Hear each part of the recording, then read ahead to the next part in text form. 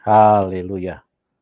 Kita berjumpa kembali dalam kasih Tuhan Yesus Kristus, dan kami rindu untuk berkat-berkat Tuhan yang disediakan oleh Bapa di surga bisa menjadi milik teman-teman siapapun Anda, sekalipun mungkin Anda belum percaya Tuhan Yesus, atau mungkin sekalipun Anda orang yang menghina karena Anda orang yang tidak mengerti, atau mungkin sedang hidup di dalam kebodohan. Karena memang pada dasarnya orang yang tidak mengerti tentang Tuhan yang benar, biasanya mereka tidak mau menerima Tuhan, bahkan mereka cenderung untuk menghina.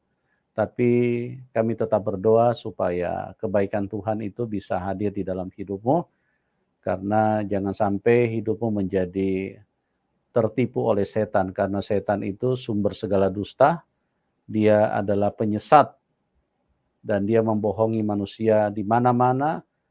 Dan salah satu bentuk pembodohan yang dilakukan oleh setan, dia mengintimidasi pikiran manusia dengan berkata, masa Tuhan disalib, masa Tuhan lahir dari rahim wanita, masa Tuhan berkolor. Nah, inilah bagian-bagian semburan setan atau racun setan, seperti kayak ular beludak, dia menyemprotkan ke dalam pikiran manusia, dan kalau itu masuk maka manusia akan segera mati rohnya, bahkan manusia akan mati terhilang, manusia akan binasa di dalam alam maut. Oleh sebab itu jangan sampai hidupmu ada di situ, dan mari kita buka hati dan rendah hati agar kita bisa bertemu dengan Tuhan, supaya kita bisa selamat, karena hanya Tuhan Yesus, hanya Tuhan yang benar yang bisa menyelamatkan kita. Di dalam hidup manusia hanya dua kekuatan, yaitu kekuatan Tuhan yang baik, Tuhan yang benar, dan kekuatan setan yang jahat, setan yang membawa segala kesalahan di dalam hidup manusia. Tidak ada yang lain. Di dalam hidup ini kalau bukan Tuhan yang baik yang mempengaruhi hidupmu, berarti setan sedang masuk dan mempengaruhi hidupmu, dan membodohi dan sedang menyesatkan hidupmu. Oleh sebab itu teman-teman, sekali lagi kami sangat mengasihi Anda. Jangan sampai Anda tanpa sadar Anda larut di dalam kebodohan-kebodohan, penyesatan-penyesatan yang diberikan oleh setan. Dan pada kesempatan ini kita akan kembali menghadirkan narasumber yang akan berbagi dengan kehidupan teman-teman, bagaimana beliau didatangi Tuhan Yesus berkali-kali, sehingga oleh perjumpaan dengan Tuhan Yesus, beliau mengalami suatu hal yang supranatural, dan beliau meninggalkan iman yang lama, dan kemudian menjadi percaya kepada Tuhan Yesus. Nah, bagaimana kisah selengkapnya kita akan dengarkan langsung dari narasumber kita, Ibu Dalmida Lubis. Selamat sore, Ibu. Selamat sore, Pak. Shalom, apa kabar? Shalom, kabar baik. Ya, puji Tuhan. Terima kasih Ibu Dalmida sudah hadir di teman-teman yang ingin mendengarkan apa yang terjadi di dalam kehidupan Ibu. Bagaimana Tuhan Yesus menyatakan diri dan membawa Ibu keluar daripada kegelapan dan menuju kepada terang, keluar daripada kematian menuju kepada kehidupan. Dan biarlah apa yang Ibu akan bagikan, akan saksikan pada sore hari ini bisa menjadi buat banyak orang. Oke, Ibu, waktu dan tempat saya serahkan kepada Ibu Dalmida. Silakan, Ibu. Ya, terima kasih Pak atas waktu yang telah diberikan kepada saya untuk kesaksian saya pada sore hari ini. Puji Tuhan dan ucapan terima kasih kepada Tuhan Yesus yang telah memberikan kesempatan kepada saya dan memberi kekuatan dan kesehatan, anugerahnya dan karunia-Nya yang tidak terbatas yang telah diberikan kepada saya. Ya, sebelum saya masuk pada kesaksian saya akan memperkenalkan diri. Nama saya, nama lengkap Dalmida Lubis. Dan saya dibesarkan dari keluarga yang Muslim, Bapak, Ibu, dan saudara-saudara sampai saat ini Muslim. Sedangkan saya dalam satu keluarga, anak dari ibu dan bapak saya itu ada 7. Saya paling kecil, anak bungsu dari orang tua saya. 7 bersaudara, saya yang nomor 7. Nah, saya sudah bersuami dan sudah memiliki anak 4 orang, 2 laki dan 2 perempuan. Dan untuk mempersingkat waktunya, saya mulai dari kesaksian saya ketika saya masih berumur 10 tahun. Pada saat itu saya masih duduk di sekolah madrasah dan ibu saya adalah seorang ibu yang sangat terampil sebagai ibu rumah tangga. Untuk dia tidak bekerja untuk orang lain, tetapi dia bekerja di rumah untuk keluarganya karena ayah saya seorang PNS Sabandar. Jadi ibu saya ini sangat terampilnya, pandai memasak, pandai menjahit dan yang lainnya, keterampilan perempuan. Nah, ketika itu ibu saya membelikan bahan pakaian, lalu dia karena pintar menjahit, dia jahit sendiri, dan pakaian ini adalah pakaian Muslim yang saya pakai untuk sekolah madrasah. Nah, selama saya memakai pakaian itu di madrasah, atau lebih kurang 1 tahun lebih atau 2 tahun saya pakai, karena pakaian itu juga ada beberapa setel yang sama. Jadi kalau berganti tetap ganti, tapi motifnya sama. Nah, ketika waktu itu saya melihat bunga-bunga motif daripada kain ini, pakaian ini, baju saya tadi ya. Saya bilang sama mama, "Ma, ini motif bunga-bunga baju saya ini kenapa gambar-gambar salib ya, Ma? Lalu coba ini juga gambarnya gambar gereja loh, Ma. Karena ada salib kecil di atas depan gambar segitiganya." Lalu dia bilang, "Mama, coba lihat." Saya berikan kepada mama. Lalu dia bilang, "Oh udah, nggak usah dipakai lagi bajunya ya, nggak usah dipakai lagi." Nah, sejak saat itu saya juga belum tahu di mana ada pakaian tersebut. Setelah saya tidak memakainya lagi, diganti dengan pakaian yang pakaian Muslim yang lain. Nah, berjalan waktu,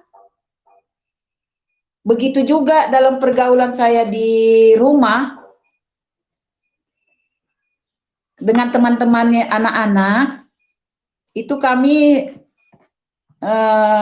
saya diberikan kaset, tape recorder, kasetnya yang diputar di tape recorder itu lagunya adalah lagu, saya masih ingat itu Adi Manohutu ya, lagunya itu Haleluya. Kalau bisa saya sedikit nyanyikan lagunya itu Haleluya, Haleluya, gitu ya. Dan kalau saya membesarkan volume dari nyanyian tersebut, juga ayah saya nggak pernah marah, dia nggak larang, dia nggak bilang matikan tuh ataupun kecilkan itu, dia nggak pernah marah. Juga mama juga nggak marah. Entah mungkin karena saya anak paling kecil, karena kasih sayang mereka sama saya. Nah, begitulah perjalanan waktu saya kecil itu tadi, waktu saya masih SD. Nah, ketika waktu berjalan, saya masuk SMP. Pada waktu saya SMP kelas 2, ya, sekolah kami itu mengadakan nonton film di bioskop, film Antikristus. Ya, saya dulu di sekolah SMP Jalas Nastri, Hang Tuah 1, Belawan. Itu tempat sekolah saya SMP sampai selesai, di situ aja. Ketika itu teman-teman yang Kristen, ya, mereka masing-masing telah membeli tiket untuk menonton di bioskop. Tetapi karena saya seorang Muslim, saya nggak membeli tiketnya. Saya nggak membeli tiketnya, dan semua teman-teman saya yang beragama Kristen, mereka sudah berkumpul di suatu tempat karena sekaligus berangkat nanti dari sekolah sampai ke bioskop. Jaraknya nggak begitu jauh dari sekolah kami, bioskopnya. Nah, pada waktu itu saya sedang menulis-nulis di meja, karena kami yang Muslim tinggal di sekolah, hanya yang non-Muslim, yang Kristen yang nonton film tersebut. Ketika saya sedang menulis, tahu-tahu ada teman saya datang. Teman saya ini orang Cina ya, Tionghoa. Mereka berdua. Mereka bilang sama saya, Dal, karena panggilan saya kalau di sekolah Dal.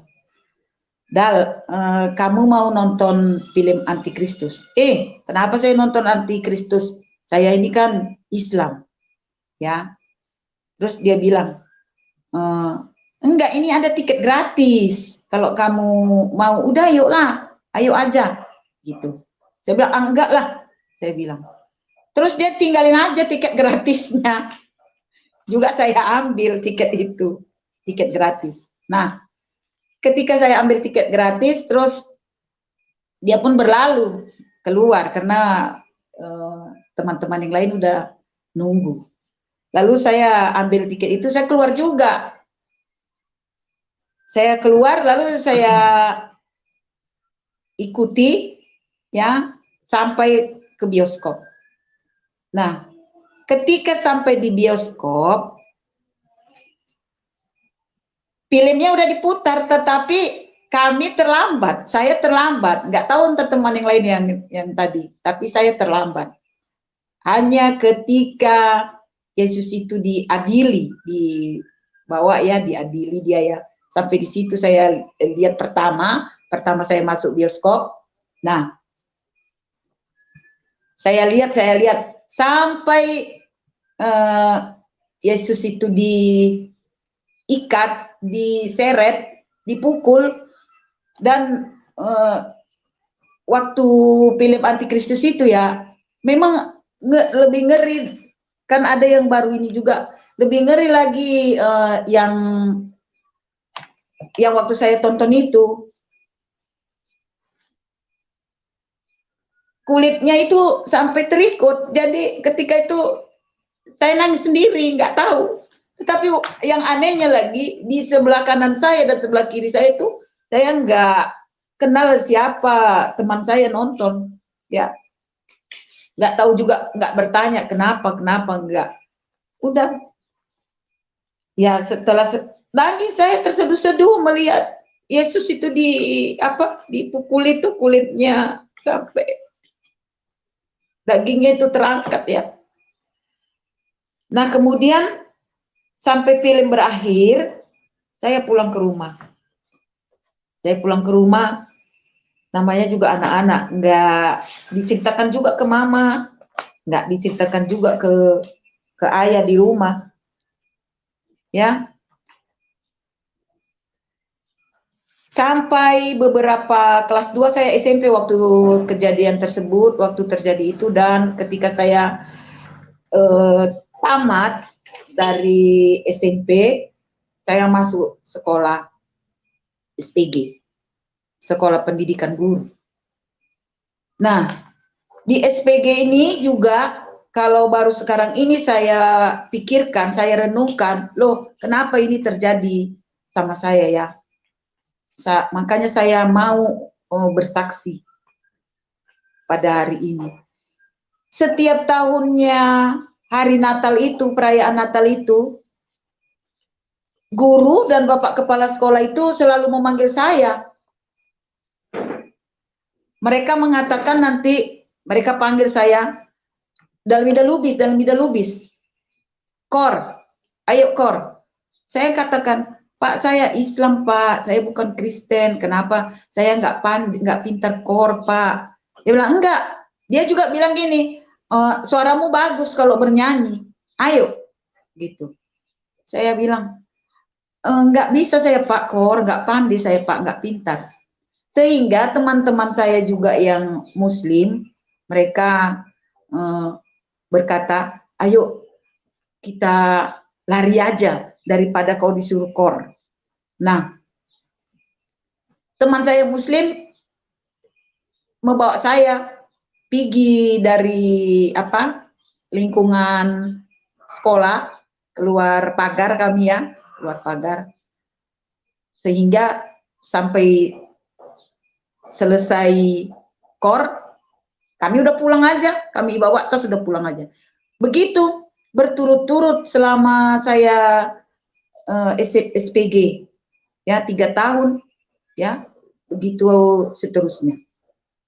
Nah, setelah saya lulus SPG, karena dari SPG ini saya di Medan ya, saya tinggalnya di Belawan waktu itu, kira-kira 40 kilo, jadi saya tidak pulang setiap hari ke Belawan. Nah, ketika telah lulus dari SPG, baru saya pulang ke Belawan, ke kampung, ya. Lalu pada tahun 90 saya selesai dan tahun 93 saya menikah. Nah, di dalam pernikahan saya ini memang suami saya bertobat menjadi Islam karena dia tadi Kristen, tapi dia udah bertobat menjadi Islam. Lalu selama perkawinan kami, pernikahan kami, itulah tadi anak kami ada 4, 2 laki-laki dan 2 perempuan. 7 tahun lamanya pernikahan kami ini, pada suatu saat ada penerimaan CPNS. Penerimaan CPNS ini saya mengikutinya di Pulau Nias.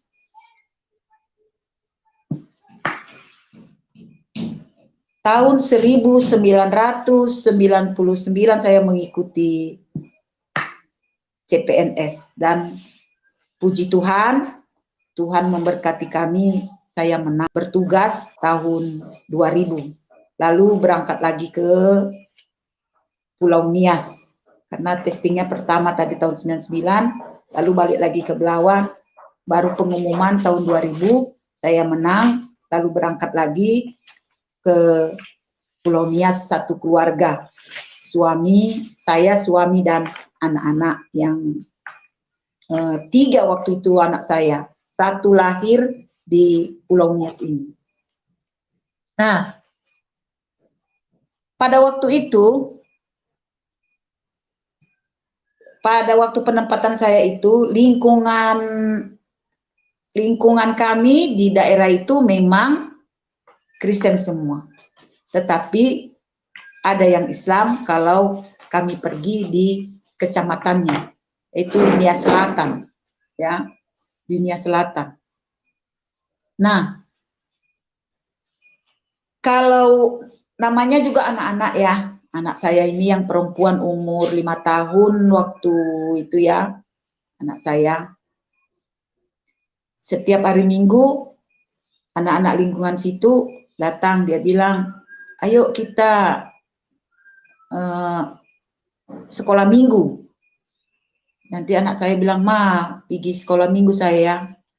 Saya nggak pernah juga melarang. Saya bilang, iya, ya, saya bersihkan anak-anak, siap untuk pergi sekolah minggu. Begitulah berjalan waktu. Nah, sehingga pada suatu malam, saya bermimpi.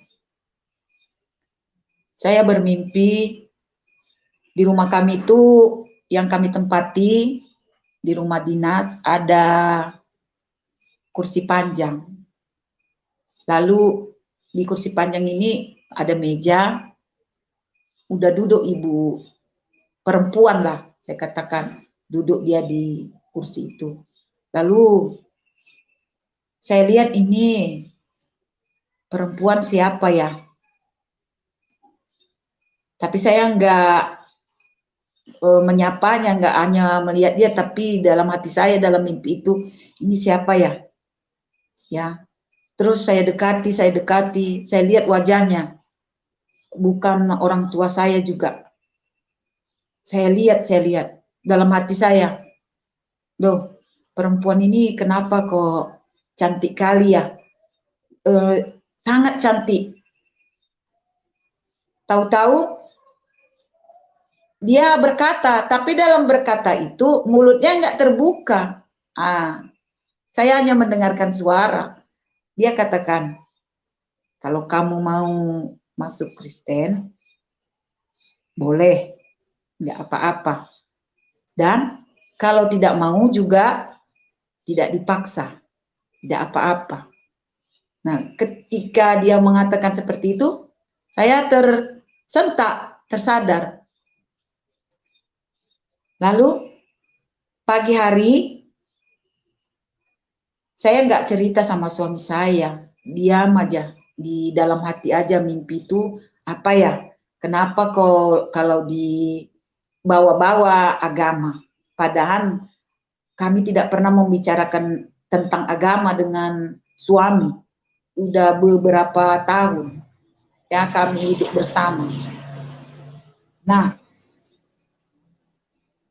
saya tidak mengingat-ingatnya, nggak mengingat-ingatnya lagi, kira-kira ya 4 bulan atau 5 bulan gitulah kurang lebih. Saya bermimpi lagi. Ada lapangan yang sangat luas dan banyak orang berlari-larian sambil berkata, "Tuhan Yesus ampuni kami, Tuhan Yesus ampuni kami." Mereka minta ampun sama Tuhan Yesus. Dan saya ada berdiri di antara mereka itu. Dan saya berkata, kenapa minta ampun dengan Tuhan Yesus? Emangnya Tuhan Yesus itu siapa? Kenapa minta ampun sama dia? Minta ampun sama Allah Subhanahu wa Ta'ala lah. Kenapa minta ampun sama Yesus? Saya gitu-gitu. Tapi mereka ini nggak memperdulikan saya. Mereka terus berlari. Ya. Nah, pada saat itu ada tangan dari langit ya yang di atas kepala saya. Lalu saya dengar suara. Dia mengatakan, semua dosa-dosamu dihapuskan. Loh, ketika saya mendengarkan suara tersebut, saya heran. Kenapa mereka yang minta ampun tidak dihapuskan? Kenapa? Kau dibilang sama saya, segala dosa saya dihapuskan. Seketika itu saya tersentak ya, tersentak dari tidur saya juga. Saya berpikir-pikir juga, loh saya mimpi. Dan pada pagi hari, saya mulai bercerita kepada suami saya. Saya katakan, saya bermimpi loh. Mimpi apa? Saya ceritakan mimpi saya yang pertama dan mimpi saya yang kedua. Suami saya hanya menerima apa yang saya ceritakan kepadanya, tidak merespon. Lalu saya terus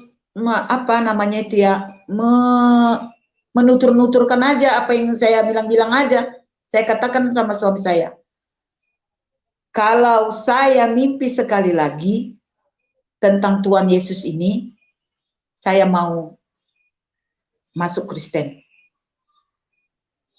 Dibilang suami saya, ya terserah kamu aja.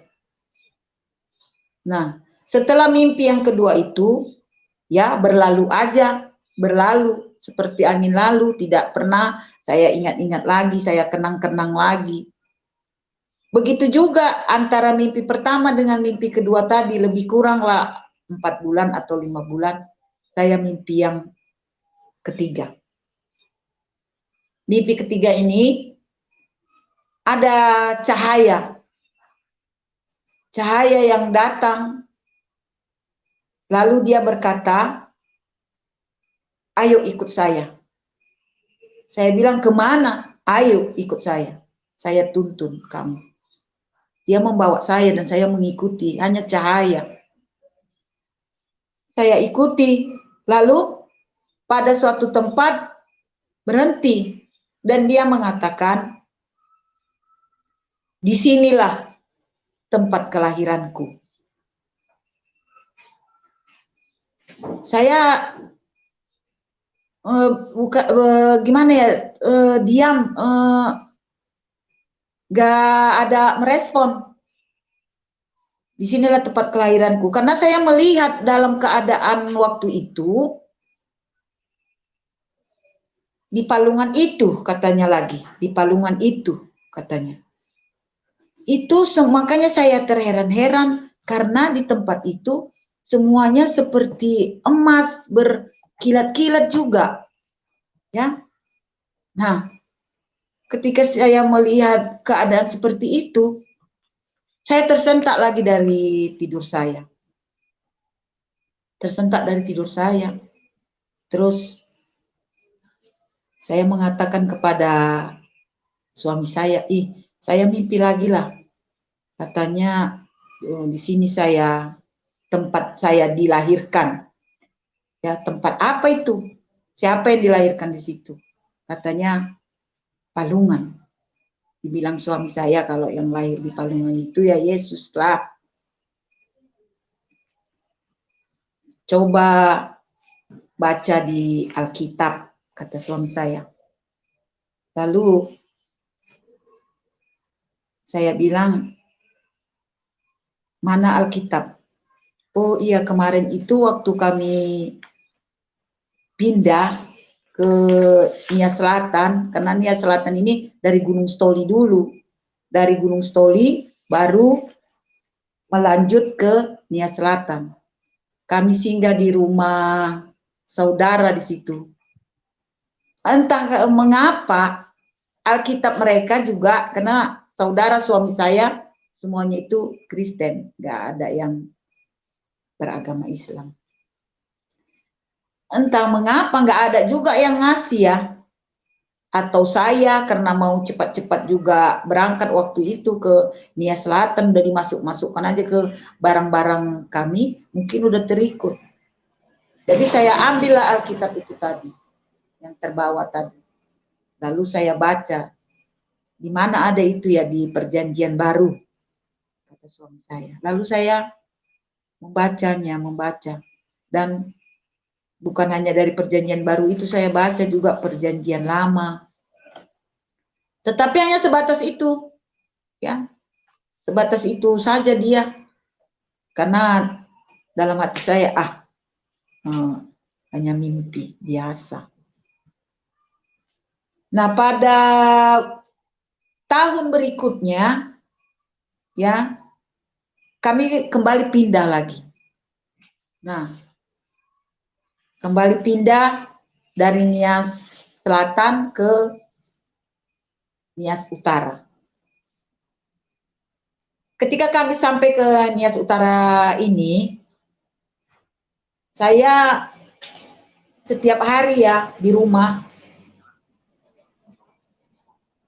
hatinya nggak pernah tenang.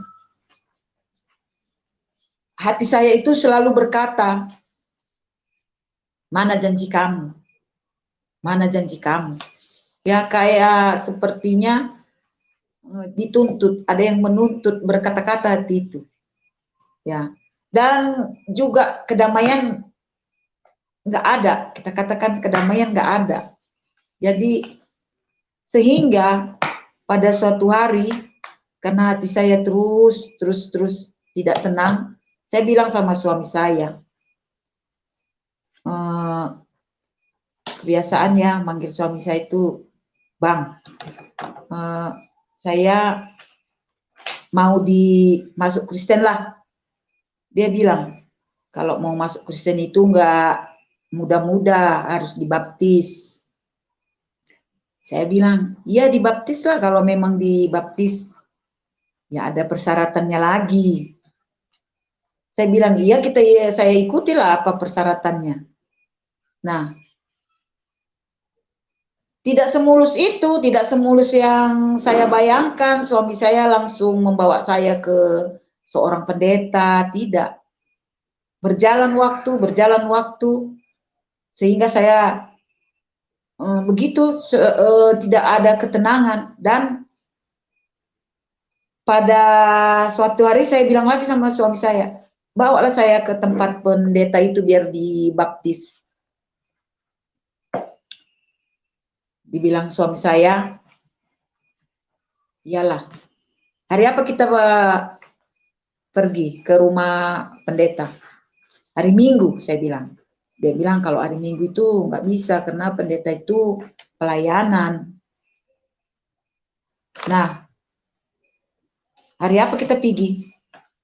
Ya kita lihat aja nanti. Nah, saya lupa harinya hari apa ketika kami pergi ke rumah pendeta. Karena pendeta ini, bapak ini dia juga sebagai guru sekolah juga. Nah, ketika kami pergi ke rumahnya, dia tidak ada di rumahnya. Dia di sekolah. Lalu kami dengan saya dan suami saya pergi ke sekolahannya karena nggak jauh dari rumahnya. Sampai di sekolahnya, ya singkat cerita ya kami bertemu Bapak Pendeta dan di kantor sekolah kami bicara. Lalu saya bilang dengan Bapak Pendeta, Pak saya mau dibaptis Pak, tolong baptislah Pak. Dibilang Bapak Pendeta, enggak semudah itu loh Bu, kalau saya mau membaptis Ibu. Kenapa Pak? Ada syarat-syaratnya Bu, seperti di penggembalaan, di penggembalaan lah namanya waktu itu ya. Saya bilang ya nggak apa-apa Pak, itu lama Bu prosesnya. Iya biar aja Pak, saya ikuti. Kalau udah selesai Pak, dibaptis ya Pak, dibilang Bapak Pendeta ini, Bu saya takut, saya nggak mau membaptiskan Ibu karena nanti saya Bu takut kalau ada tuntutan-tuntutan dari keluarga Ibu. Saya bilang sama Bapak Pendeta, Pak jangan takut, kalau ada tuntutan saya bertanggung jawab. Boleh juga Pak dibuat surat pernyataan saya teken di atas materai. Lalu dibilang Bapak Pendeta, iya nantilah Bu berpikir-pikir dulu, tidak semudah itu. Nah, berjalannya waktu terus berjalan, saya belum sekolah, belum ada pengembalaan, ya, nggak tenang.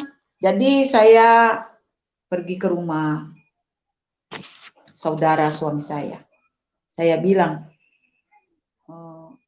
Bang, kenapa Bapak Pendeta ini takut katanya kalau saya mau dibaptis? Oh iya, dia udah cerita juga sama saya, karena kamu ini kan dari fanatik juga kalau dilihat dari margamu katanya. Enggak lah, enggak apa-apa, baptis saja. Apa biar saya ikuti apa persyaratannya. Lalu suatu saat saya ketemu Bapak Pendeta karena dia pelayanan hari Minggu di gereja di dekat rumah orang tua suami saya. Lalu saya bicarakan kembali. Tolonglah Pak, saya ini enggak miliki kedamaian di hati saya. Jadi saya mau dibaptis dan apa persyaratannya mengikuti penggembalaan atau apapun Pak, saya ikuti. Iya, oke lah katanya, kata Bapak Pendeta. Lalu saya ikutin itu selama lebih kurang 6 bulan ke 7 bulan sekolah penggembalaan itu, mempelajari Alkitab, ya. Nah sampai selesai.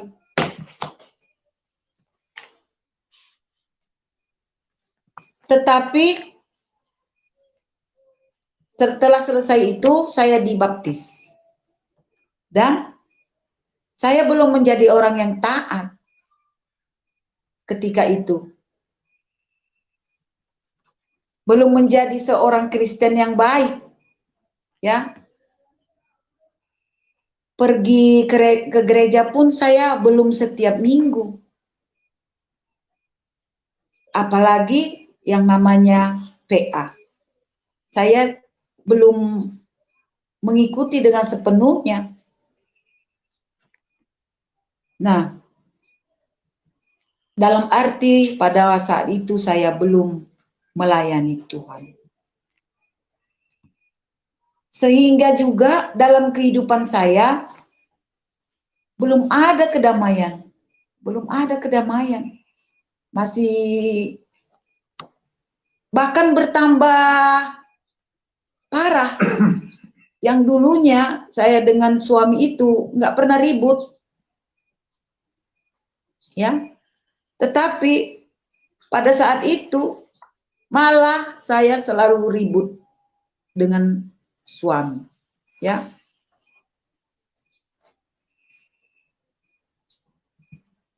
Nah,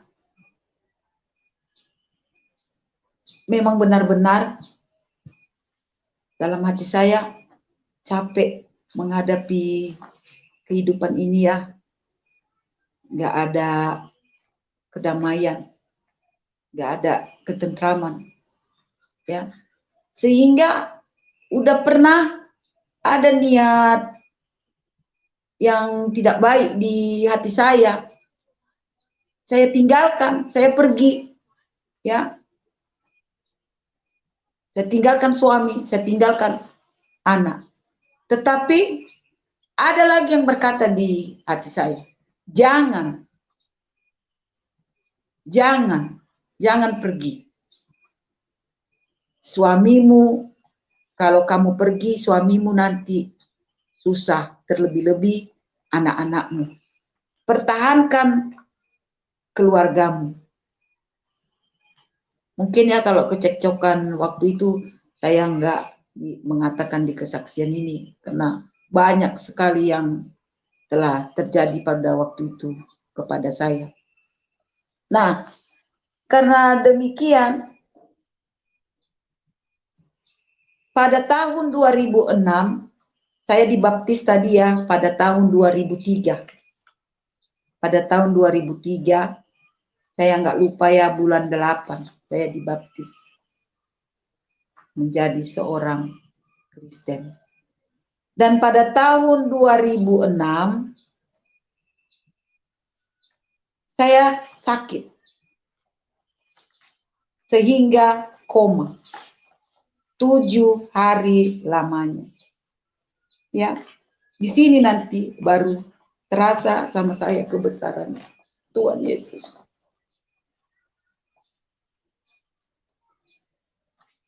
Pada tahun 2006 ini saya keracunan kehamilan, ya. Jadi dibawa ke rumah sakit, lalu di rumah sakit selama 1 minggu, tidak sadarkan, koma.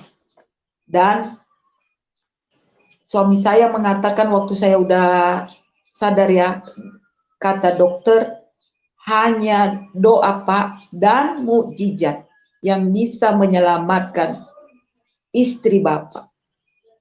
Mungkin atas doa dari orang tua suami saya di sini, juga suami saya dan anak-anak. Ya. Maka 7 hari lamanya itu saya tidak sadarkan diri. Pada suatu hari, pada suatu malam, saya mendengarkan suara di telinga saya, doa Bapak kami. Doa Bapak kami, tapi tidak ada suara seorang perempuan, hanya suara laki-laki yang menggema, sangat menggema.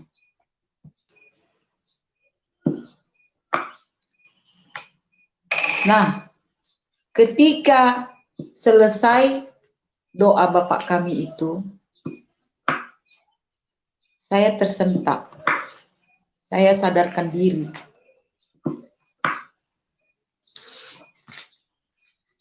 Waktu saya sadarkan diri juga, saya belum berkata-kata, tetapi saya melihat sekeliling saya di mana, dalam hati. Ada di samping saya suami saya, tapi saya nggak bertanya dengan dia. Ya, saya pejamkan mata lagi, tapi di dalam hati saya, Tuhan, tolong, mengapa aku tidak ingat apa-apa? Lalu saya buka mata saya, dan di dalam hati saya terus berkata, tolong Tuhan, kembalikan apa ingatan saya, apa yang sudah terjadi kepada saya. Nah, lalu saya buka mata saya, lalu saya bertanya, saya kenapa? Lalu dibilang suami saya, kamu sakit, keracunan kehamilan dan darah tinggi 230. Dan wajah saya ini bukan seperti ini waktu itu, mulut saya sudah ke samping. Dibilang suami saya ya, dia katakan ketika saya sudah sadar, saya bertanya, darah kamu 230 dan wajah mulutmu ini sudah ke samping.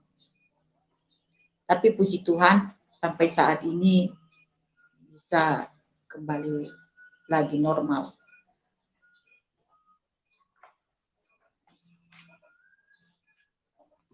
Saya lanjutkan. Nah, pada ketika itu juga suami saya langsung bilang aja sama saya, ya, anak-anak udah tinggal di rumah, semuanya mereka di rumah, dan dia nggak mengatakan kepada saya bahwasanya anak kami yang terakhir sudah meninggal. Dia belum bilang sama saya. Tetapi nanti ketika saya sudah kembali ke rumah, saya mengatakan, mana anak kita? Dia baru mengatakannya sudah meninggal, tidak tertolong lagi karena sudah kena dari obat-obatan yang menurunkan darah tinggi itu kepada saya. Karena saya eklam juga kejang-kejang dan katanya juga berteriak-teriak. Entah bagaimana saat itu saya juga nggak tahu ya.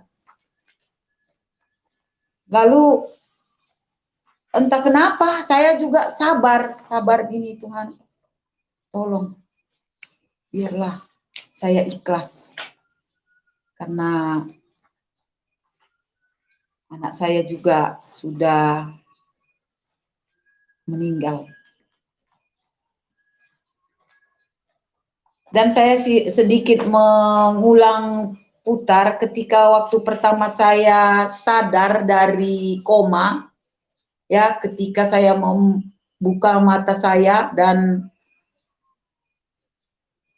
saya berkata dalam hati saya di mana? Karena udah di mana hati saya mengatakan, tetapi saat itu saya ingat Tuhan dan saya berjanji pada diri sendiri, Tuhan, apapun yang terjadi, mulai saat ini aku tidak akan meninggalkanmu. Aku tidak akan meninggalkan Engkau, Tuhan Yesus, apapun yang terjadi. Itulah saya lanjutkan. Sejak saat itu saya mau taat. Sejak saat itu saya mau taat pada Tuhan Yesus. Ya. Nah, berjalan waktu, walaupun saya sudah taat kepada Tuhan Yesus, tapi banyak yang saya alami, kesulitan-kesulitan. Kesulitan ekonomi, kesulitan membiayai sekolah anak-anak. Tetapi dalam hal ini saya banyak menerima mukjizat. Biarpun itu yang terjadi kepada saya dalam keadaan kesulitan, saya terus berdoa. Saya terus berdoa. Meminta kepada Tuhan, berkati kami Tuhan. Anugerah-Mu Tuhan. Mujizat-mujizat-Mu Tuhan. Berikan kepada aku. Berjalan waktu, anak saya semakin besar dan semakin membutuhkan biaya yang besar. Tetapi saya nggak mampu, nggak ada kemampuan. Tetapi hanya doa ini yang menguatkan dan yang bisa membantu saya. Entah dari mana jalannya, nggak tahu. Anak saya selesai S1 yang perempuan. Dan anak saya nomor 2 yang laki-laki selesai D3 aviasi. Walaupun dengan kesulitan, kesusahan, tetapi saya nggak lepas berdoa. Bukan hanya pagi dan malam saya berdoa, tetapi setiap hati saya berkata, doa. Saya berdoa.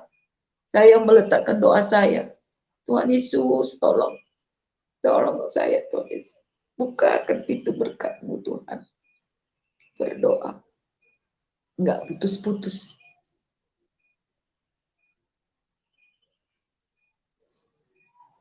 Dan saya merasa bangga kepada Tuhan Yesus yang telah memberkati saya.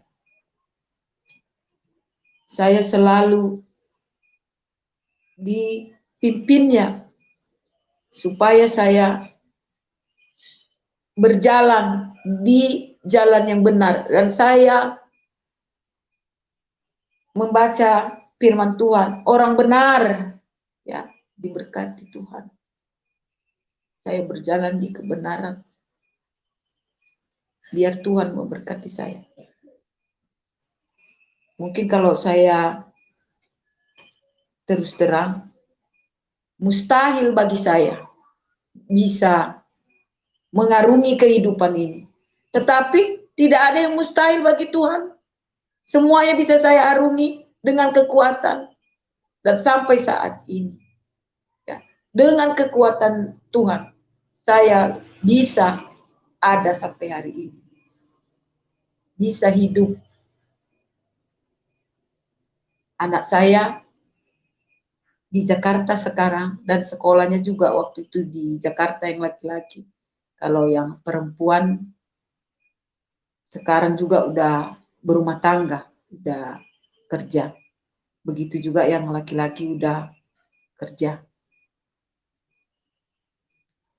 Tetapi belum selesai sampai di situ, karena saya masih dalam pergumulan sekarang, dan saya membutuhkan bantuan doanya juga untuk para teman-teman yang mendengarkan YouTube ini.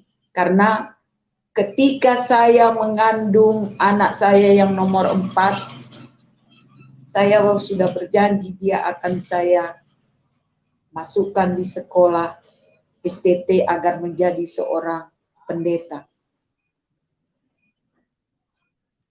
Dari kecil dia sudah saya katakan, nanti kamu sekolahnya sekolah pendeta nakku ya, nanti sekolah pendeta. Nah, pada dia melunjak puber,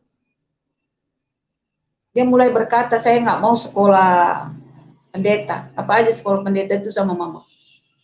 Saya bilang, iya nakku, supaya kita diberkati Tuhan, karena mama tadi udah janji samamu. Dia bantah saya, dia bilang, saya tidak mau. Tetapi saya tidak putus asa. Saya selalu sampai saat ini membawakan dalam doa, Tuhan Yesus bukakan pintu hati anak saya, agar dia mau menerima apa yang saya katakan kepadanya. Sekali lagi, saya saat ini menerima kebesaran kasih sayang Tuhan Yesus kepada saya. Kenapa saya katakan demikian? Pada beberapa waktu yang lalu, adik suami saya mengajak anak saya tinggal di rumahnya sampai saat ini. Sampai saat saya live, anak saya berada di tempat adik suami saya. Mungkin Tuhan memakai mereka. Ya. Tuhan memakai mereka dan mereka mengatakan kepada anak saya, kamu karena tahun ini anak saya tamat, tahun 2022 dia tamat. Saudara suami saya itu, adik saya itu, dia bertanya, kamu kalau tamat SMA nanti ini mau kemana? Dia bilang, dibilang mama saya mau disekolahkan pendeta. Lalu adik suami saya itu berkata, ya itu baguslah, kami setuju dengan apa yang direncanakan mamamu, itu lebih bagus. Karena juga mungkin Tuhan itu telah tahu kalau saya berjanji tadi ketika dia di dalam kandungan saya, tetapi anak saya ini tidak nakal sekali juga, tetapi agak keras orangnya. Berbeda dengan saudara anak saya yang besar perempuan, nomor 2 laki-laki, nomor 3 perempuan, dan ini yang kecil yang terakhir laki-laki. Jadi yang nomor 2 laki-laki ini berbeda dengan sikap dan caranya sehari-hari, ya.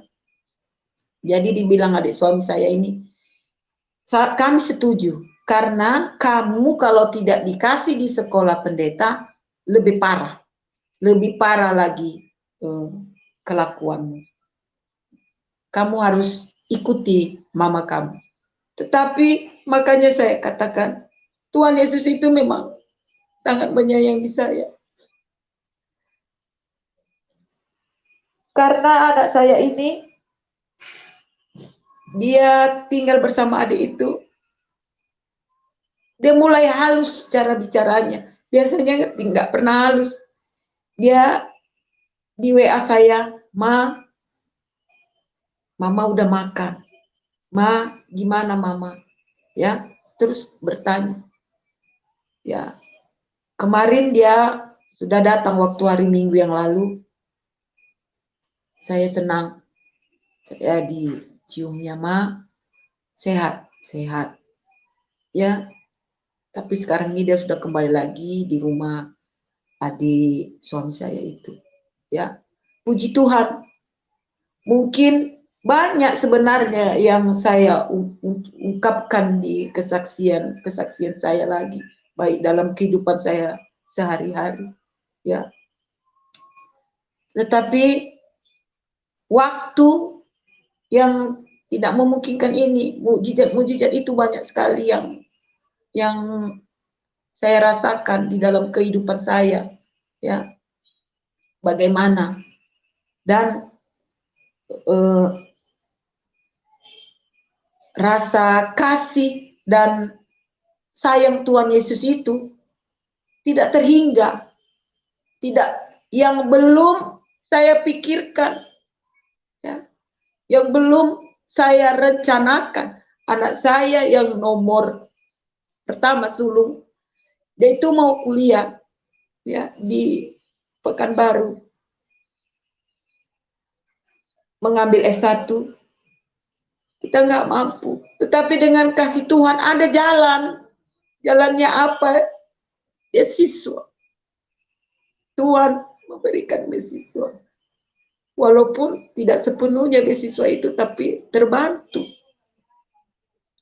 Dan anak saya yang nomor 2 yang laki-laki itu nggak mungkin, nggak bisa saya sekolahkan di aviasi kalau dari kekuatan saya. Saya tidak bisa membuat anak saya sekolah di aviasi. Kenapa? Karena saya seorang PNS yang sudah kredit juga. Memang itu sebenarnya tidak bisa saya katakan, tetapi menunjukkan kebesaran Tuhan itu. Ya, saya hanya menerima kurang lebih 1 juta 1 bulan. Di mana saya bisa menyekolahkan, mengkuliahkan anak saya yang nomor 3 SMA, 2 kuliah, 1 SMA. Tetapi kasih Tuhan Yesus itu sangat besar, yang tidak pernah ada, yang tidak bisa kita jangkau. Tidak ada yang mustahil bagi Tuhan. Tidak ada yang mustahil bagi Tuhan Yesus. Semua dapat dilakukannya. Semua dapat dilakukan Tuhan Yesus. Sehingga, tetapi anak saya ini, saya juga bersaksi. Anak saya sulung ini nomor 2 ini. Anak yang baik.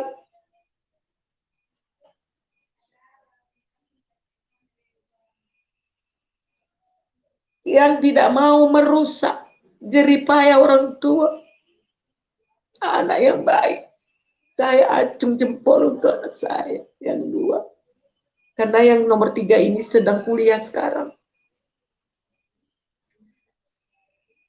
Masuk PKL yang nomor 3 anak saya.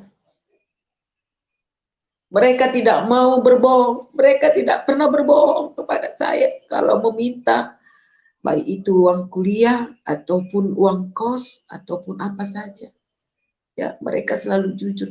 Dan yang parahnya, maka saya katakan tadi, yang tidak bisa kepada pribadi saya, bisa kepada Tuhan Yesus. Dia bisa. Dia bilang bisa. Sehingga dia mengangkat saya. Tuhan Yesus mengangkat saya. Tuhan Yesus memimpin saya, begini caranya. Begini caranya. Dan hati saya itu berkata, dan saya ikuti, tidak pernah saya bantah. Sampai saat ini selamat. Karena saya ikuti apa yang dikatakan Tuhan Yesus. Ya. Itu yang lebih parah tadi saya katakan. Yang 1 minggu ini S1 ini anak saya, ma telepon biaya ma sekian. Saya tidak pernah mengatakan tidak. Saya bilang iya nakku, nanti mama kirim. Ya. Tapi baru diusahakan. Tetapi Tuhan Yesus menolong, ada, dan kami kirim. Nah, baru dikirim anak kami yang 1 lagi, ma membutuhkan ini ma sekian. Ya. Saya tidak mau mematahkan hati anak saya, walaupun saya tidak mampu. Saya bilang iya. Ya. Sampai selesai dan sudah bekerja sekarang, itu mukjizat dari Tuhan. Itu kebesaran hati Tuhan. Tuhan Yesus, Allah yang baik, bahkan teramat baik untuk saya. Karena kalau saya mengingat dari belakang, saya tidak bisa tidak menangis, harus menangis. Karena Tuhan Yesus itu memang sangat hebat menolong, memimpin, menuntun segala-galanya bagi Tuhan Yesus. Dan saya tidak akan meninggalkan Tuhan Yesus sampai akhir hayat. Saya percaya kepada Tuhan Yesus yang telah memberkati saya. Mungkin sekian dulu kesaksian saya pada saat ini. Ya, Dan saya haleluya. mengucapkan terima kasih. Tuhan Yesus memberkati kita semua. Haleluya. Luar biasa bagaimana Ibu Dalmida mengalami lawatan Tuhan. Seperti yang dikatakan firman Tuhan, bukan kamu yang memilih aku, tapi aku yang memilih kamu. Oleh sebab itu, bagaimana Tuhan berkali-kali datang kepada Ibu Dalmida lewat berbagai peristiwa, dan kita melihat itulah karya Tuhan yang begitu sempurna. Dan Ibu Dalmida, terima kasih buat kesaksiannya.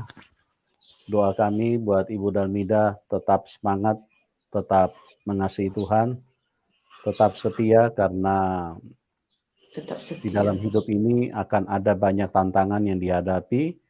Semakin kita dekat kepada Tuhan, semakin besar tantangannya, semakin besar salib yang harus kita pikul.